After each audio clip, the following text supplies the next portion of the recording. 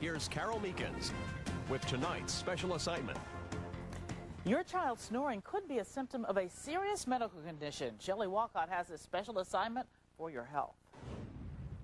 Researchers say 1 in 10 kids may suffer from a sleep disorder commonly associated with adults, and missing the signs could be dangerous. Life can be tough enough for a teenager. The last thing you want is to become an object of ridicule. But that's exactly what happened to 13-year-old Kinta after she kept falling asleep in class.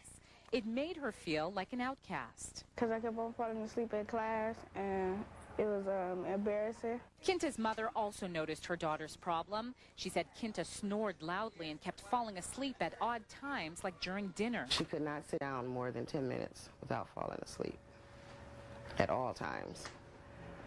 It was really bad. Lisa decided to take her daughter to see a specialist. After an overnight study at the Sleep Wellness Institute in West Dallas, a diagnosis. Kinta had sleep apnea. Sleep apnea is when there is a complete or partial obstruction of the airways. This can cause a person to stop breathing and wake up during the night. In severe cases, this can happen hundreds of times a night. Between 12 and 20 million adults have sleep apnea, and now researchers are finding out it's a problem that could also affect children. For them, consequences are things like irritability or hyperactivity tendencies for those kind of things, difficulties in school. In adults, sleep apnea can be pinpointed by a typical pattern of snoring. There are regular pauses, usually followed by noticeable chokes or heaves. Children don't tend to do that. Their snoring is usually continuous, and that's a red flag. Frequent awakenings, things like night terrors may be associated with it.